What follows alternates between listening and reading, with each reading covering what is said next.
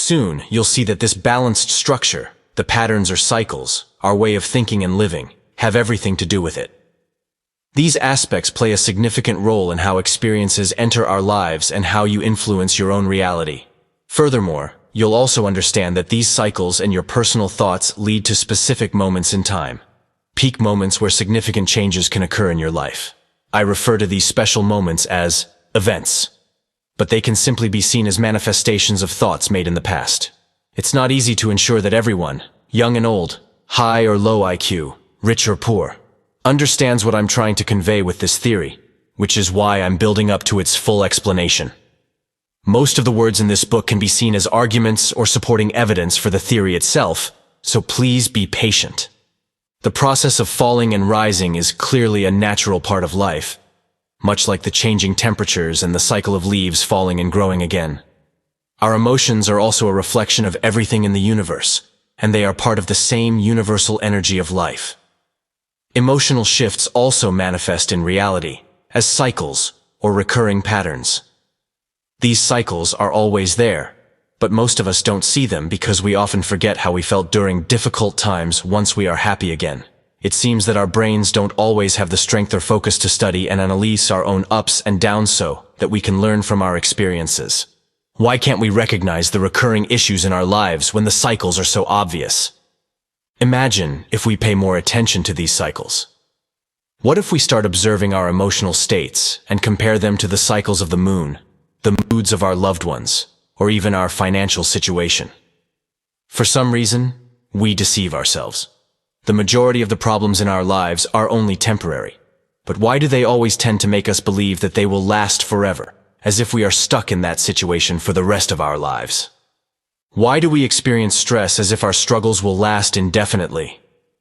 Why can't we hold on to the idea that most conflicts in our lives will only last a few hours, days, or maybe months? Life has its ups and downs, just like everything in nature goes up and down. So why don't we allow life to lift us up when we are being pulled down? Why do we disrupt the natural cycles of our emotions? By doubting, by believing that we are stuck in misery for a long time, by passing new judgments and repeating old ones, and by doubting life itself? We know that life somehow takes care of us, so why do we interfere with the healing process of our minds during dark periods? Isn't it true that wounds heal on their own over time? It seems that our free will plays a role here. That is our mental power. We can literally choose to feel bad or good and just ask for it, even if this is hard to believe. If there's something in our lives that we hate, we will eventually come into contact with it again. This doesn't mean that all our negative thoughts are immediately turned into reality, but if we put enough energy into a thought and feed it with the belief that what we think is real, it will have some influence on our lives, even in the smallest form. Life works in mysterious ways, and will continue to do so, whether you understand the manifestation process or not. So please don't waste energy expecting problems before they occur. However, if we don't spend enough time allowing our mental well-being to naturally heal, we are essentially asking for more physical or emotional pain. When we deliberately stay in a negative mood, more negative and frustrating thoughts will be generated, and the cycle will repeat. So it's clear that we've become accustomed to it. So why would we further confuse our minds when we already feel bad or stressed? It's one thing to respond to real emotions that occur in accordance with the manifestation process of a desired thought, dream, or wish. By real emotions, I mean emotions that are part of the cycles created as part of the manifestation process of a desired thought or wish. But it's something else to react to quick emotions created by your daily random thoughts, over which you seem to have no control. In the following parts of this book, you will see that once a thought is formed, for example a wish, two opposite emotions are generated between the moment the wish is made and the moment the wish manifests in your reality. It is essential to understand that you must accept or embrace both the positive and negative emotions created by this specific wish.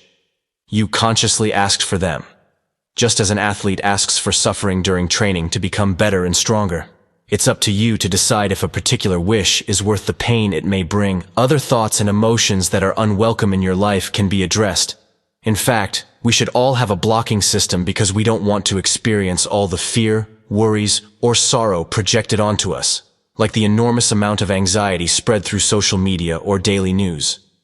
If you have a weak mind, it can affect you, especially if you're unaware of how our minds can be manipulated or controlled from the outside. In reality, you have the ability to choose what does and doesn't influence your life. If things aren't benefiting you, acknowledge those feelings and try to get rid of them as soon as possible.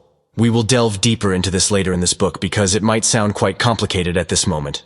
It's as simple as ignoring thoughts that aren't yours and focusing solely on the emotions you've asked for. Often, we make things worse, even when we're actually making progress, such as by focusing too much on the worst possible outcomes when someone has health problems. Thoughts can both create positive emotions and prevent positive emotions from occurring. So why aren't we more cautious? Or why can't we simply trust the natural cycles of life and see what comes our way at any given moment, even if we feel stuck in what seems like a negative spiral or when we're on a bumpy road? Instead of trying to think our way out of a problem, while this thinking or overthinking is often the reason we encounter problems in the first place, we can try to embrace the experiences given to us or those we've individually invoked. The first step is to acknowledge that there's a problem. The second step is to determine if it should be there or if it's projected onto you by others. When you experience difficulties or a particular conflict at school or work, try to understand where it's coming from. If you believe it's because of your way of complaining, ask yourself if it's worth putting even more energy into it than you already have.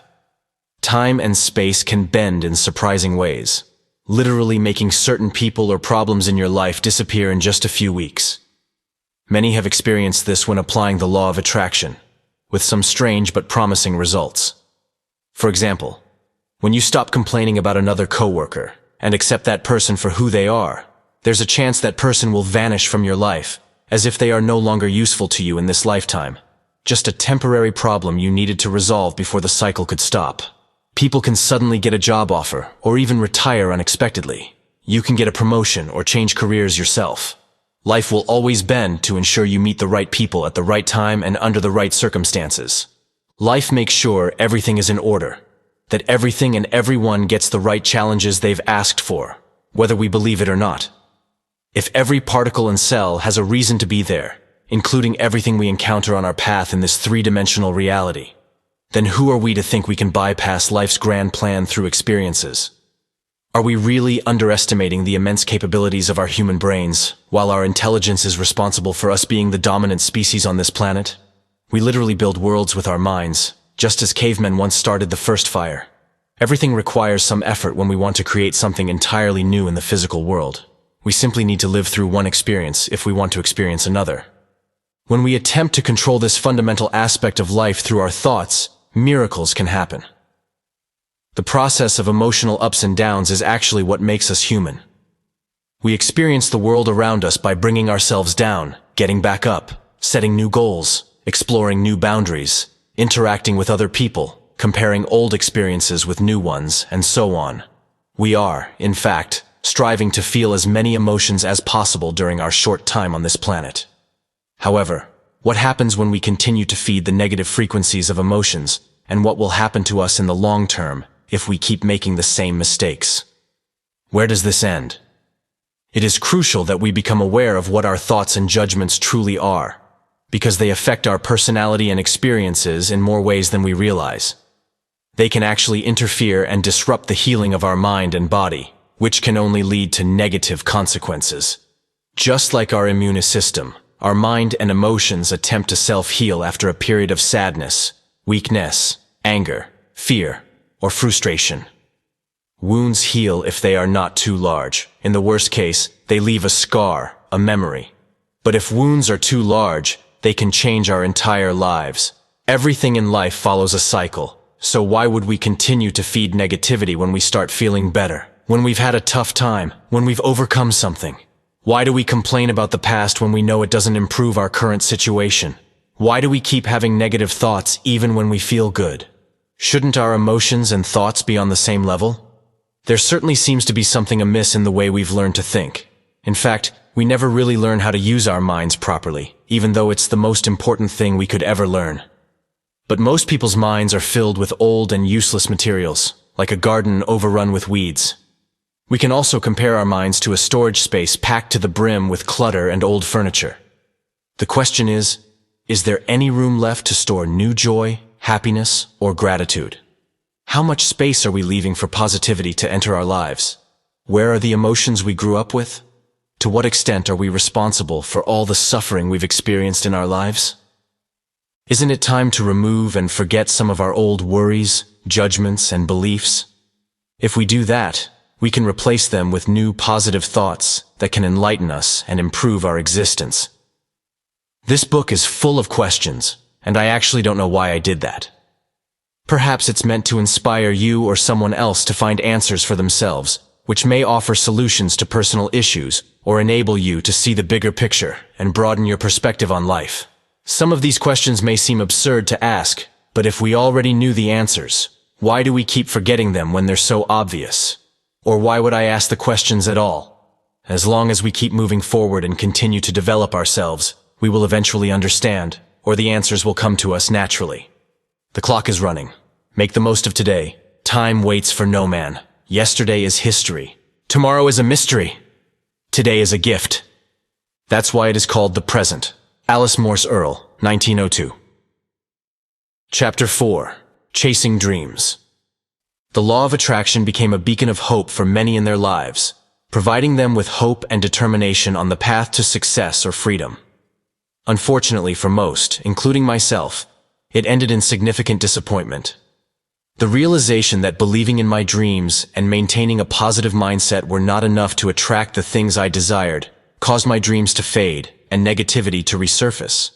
But what if the original law of attraction does hold much truth, but simply fails to explain why negativity still exists in our personal reality? What if believing in our dreams and thinking positively is indeed the right path to manifesting our desires? But what price must we pay once we summon all these positive thoughts and emotions? What opposing emotions are also triggered by our desires and joyful thoughts? These were the questions that kept me awake at night. I just couldn't let them go. There had to be a way out.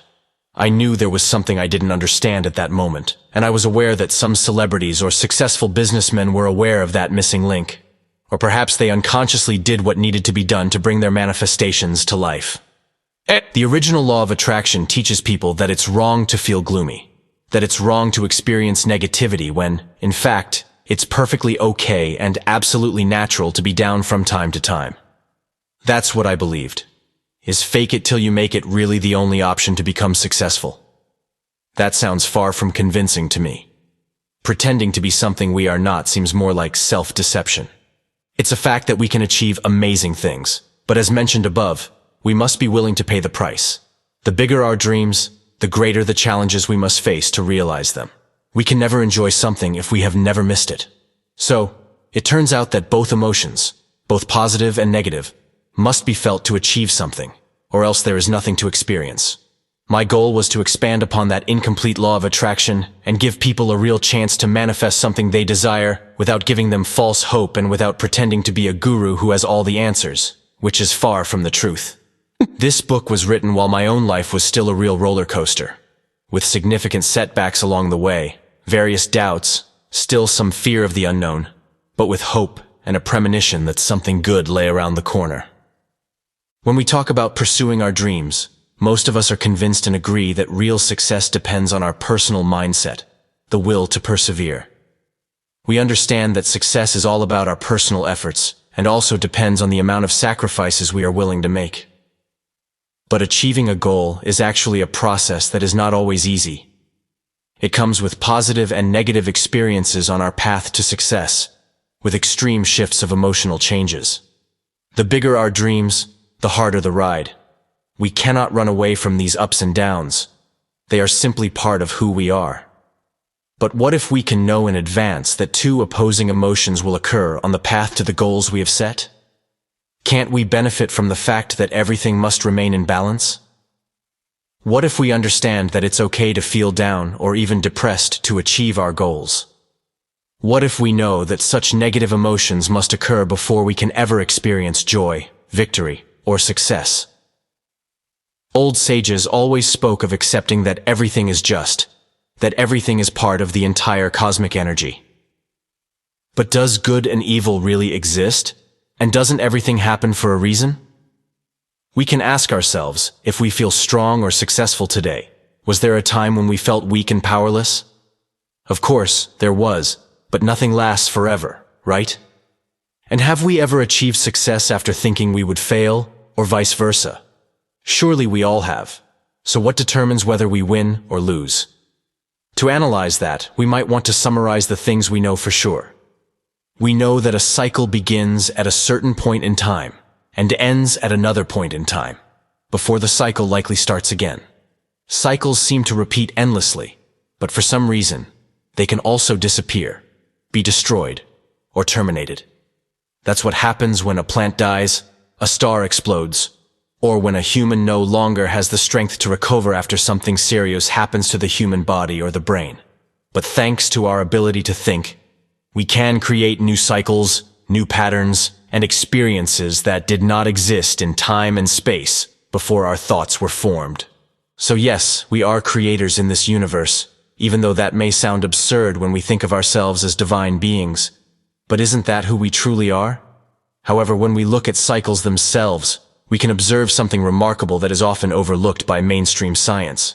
We see that everything somehow reaches a peak in energy, and this forms the second missing link in the original law of attraction. Whether it's the onset of diseases, the buildup of energy in a volcano, or any other phenomenon, there is a special event, big or small. This is the moment when two opposing forms of energy can no longer increase, the point where they can no longer keep growing. When we look at nature, we see that energy always builds up to a peak moment where a unique event occurs. This is the moment when tornadoes form, water boils, earthquakes happen, relationships begin, and even the point where orgasms occur. But before we can analyze this phenomenon, it is crucial that we get to know ourselves better without getting too far ahead. If we cannot recognize or control our own thoughts and emotions, we will not be able to use them correctly, understand nature, and harness this knowledge to attract the things we want. When we truly understand why both negativity and positivity must exist, we will understand every aspect of life. As life is all about balance and ups and downs, life can be compared to drinking coffee or taking drugs. If you do it once, you feel stronger for a few hours, but you must be willing to pay the price when the effect wears off, and you feel weak and tired. Then you have the option to do it again to avoid your body experiencing the opposite negative effects, trying to maintain that strong feeling. Some people keep drinking or taking drugs to sustain that strong feeling, but is it really possible to challenge life in that way? What happens when we never give our bodies a chance to recover? Why are we so naive to think that we can bypass the experience of opposite feelings, which are natural and necessary for the evolution of life? Isn't that what drug addicts do, trying to escape from reality? Aren't we doing that with our thoughts as well? Aren't we abusing our minds? Wouldn't it be better to accept that we must be weak if we also want to be strong, instead of trying to bypass one of the fundamental rules of life? We only harm ourselves when we try to flee from something that should appear in our lives. We just need to embrace the opposite feelings as well. We can make things worse by running away from our so-called problems, or by ignoring them. The fact is, problems don't exist, only opportunities do. If we try to run away from life, it will catch up with us. The farther we run from it, the harder it gets. Emotions don't weaken by running away from them. They become stronger and harder to overcome. Is it possible to prepare ourselves for the future by changing our way of thinking? Can we benefit from understanding how balance truly works? Can we predict our own future by observing what's happening around us in the present? Do I have to feel powerless before I can feel like I can change the world? Is the balance in life responsible for the fact that children often get hurt when they are too happy or playing too joyfully? Do we really have to feel down or hurt when we have too much fun? Why do families often seem to argue or have big discussions right before going on vacation, traveling, or having a family dinner?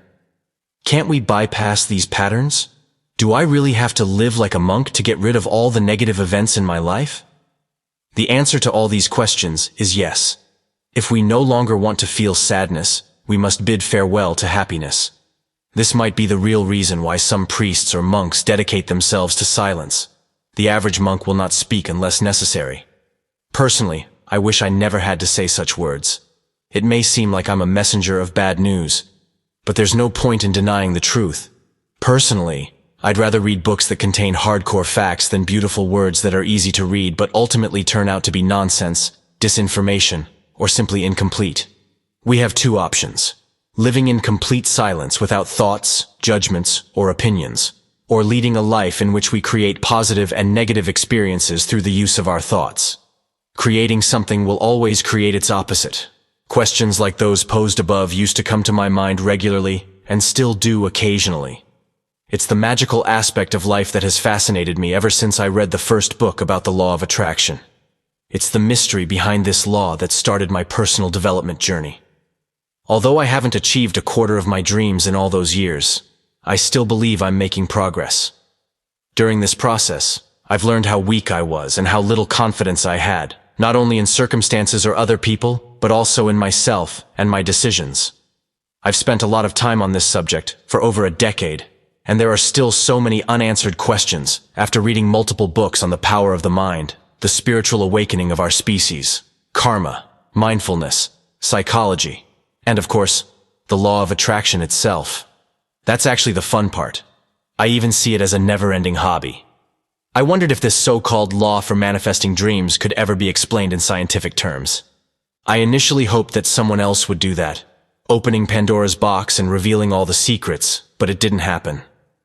That's why I started doing my own research. I realized that such a theory of attraction or divine energy could never be proven without the support of an existing theory already accepted by the scientific community. After years of research, I can say that I cannot get any closer to the truth than by writing down the universal manifestation theory presented in this book. I only hope that what I've written contains enough information and will enable others to build upon it, expand it, discuss it, conduct further research, and, last but not least, experiment with it. It feels right when I say I've done my part. I have found answers to my personal questions, and they seem to contain undisputed facts. But this doesn't mean that everyone must accept this information as truth. This is just my personal truth, the truth that arises from the struggle I have already had with myself. When people shake hands and collaborate, amazing things can happen. It's not for us to try to control every aspect of life, but we can try to improve our way of life through acquiring knowledge. We will never understand everything about life, but we can certainly try to find more clues about things that belong to us, like our human brains, our emotions, our ability to visualize things, and much more. The faster we learn today, the more we can educate our children, the next generation. Younger generations should theoretically be smarter nowadays due to the amount of information made available to them. But even in this age of technology, that is not always the case. Our greatest joy can also be our downfall. There is so much information on the internet that we no longer know where to look, what is right, and what is wrong. At the same time, we are bombarded with advertisements and social media activity that seems to move faster than the speed of light. So what is fake, and what is real, and why do we get so easily distracted? Older generations didn't grow up with this chaotic place called the internet, so you could say they are not as brainwashed as younger people. But are they less informed about what's happening in the world? Here's a question to ponder. What's worse, misinformation or no information at all? Only a small percentage of the people walking this planet are interested and concerned about our evolution. It's this small percentage that wants to expand their knowledge and seek important answers. Answers that can lead to a better future for us as a species. They do this because they genuinely feel it's necessary. We can all name a few movements or organizations. These are the ones seeking information that is not imposed upon them. They don't follow the crowd. They voluntarily try to make a difference. That's a good thing. It's good to know that there are still people with open minds, people trying to exercise our right to free thinking. What would happen if only 10% of the people on this planet started a journey to find more answers about who we are, where we come from, and what we can truly do with our human bodies? Doesn't everyone want to know their true potential? Or do we prefer to believe that we are weak, powerless, insignificant, and merely human? Why wouldn't we be interested in discovering more about ourselves? Is it because we are not taught to think or talk about this subject? Is it taboo because others don't discuss it? Are we raised with the idea that everything we need to know will be given to us in school, or by people with higher status, more responsibility, or a different reputation? Having an impressive degree or thousands of followers on social networks doesn't mean someone is a good person or a good role model. It only speaks to that person's ability to adapt in a challenging world, where, for example, social media is overvalued. In fact, it demonstrates that some people can do what our society asks of them. But what if the true meaning of life has been forgotten? Being good to each other, being different from everyone else, being unique. Everything but a person who gives up their freedom to think what is expected of them? The world would be a better place if people who followed their hearts and did something good or courageous for our society were rewarded for it, just as people are rewarded for regurgitating what is in textbooks today. Every great inventor, celebrity, writer, architect, or scientist who has ever achieved something was anything but an average person. This small group of people believed in their own ideas, thought outside the box rather than imitating what the rest of the world was doing, and thus didn't waste time. For example, it's interesting to explore how many famous and wealthy individuals dropped out of school because they were too busy pursuing their own endeavors.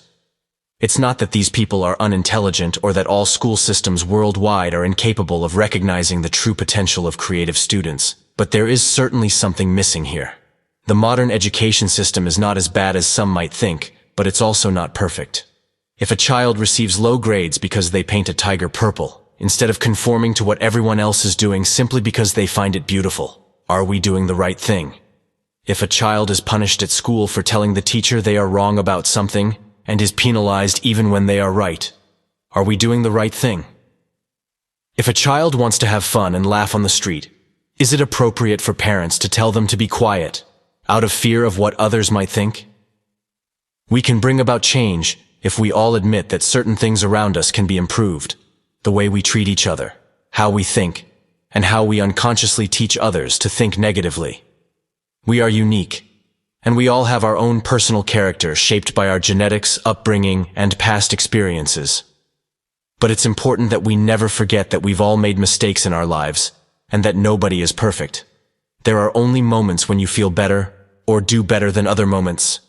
So we must be cautious with our criticism, or when placing blame on someone, because one day we might find ourselves in the same situation. All human beings on this planet can be seen as children who are still learning how to behave on this stage, called Earth, wandering around and trying to make the best of it, without knowing who they truly are. Chapter 5. Nowadays. It's fantastic to be living on this planet in these extraordinary times. After a long period of ignorance and lack of knowledge, humanity is finally beginning to see what is truly happening in this world. We are becoming aware of the real power of the mind, thanks to new scientific discoveries, people willing to discover who they truly are, and the many secrets and hidden knowledge that have been revealed in recent years. Something that should have happened decades ago. We are not only making progress at a scientific level, but also at a spiritual level. More and more people are taking responsibility for their own actions and becoming aware of their personal power, the power of thoughts.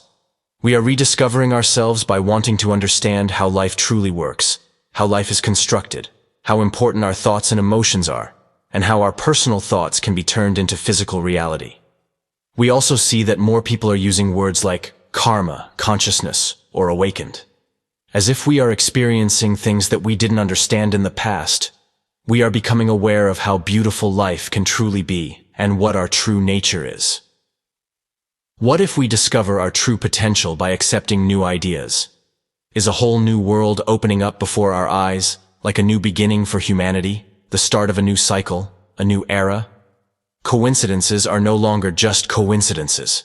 Nowadays, we question everything. It seems like the time is ripe for evolution, simply because we, as individuals, but also as a species, are starting to understand the true story behind all our positive and negative experiences on this planet. Here are some more questions that kept me awake at night. How and why do some thoughts become a reality in our personal reality, while others seem to fade away? Is it possible to find scientific evidence for the law of attraction? If we are created in the image of God, do we then have the same power to create anything we want through our free will? How and when do we fail or succeed? Is it chance or destiny? If I let go of all my fears, would I achieve more of the things I desire? Can I intentionally transform my life into a hell by making a mess of it, just to later experience the opposite emotions?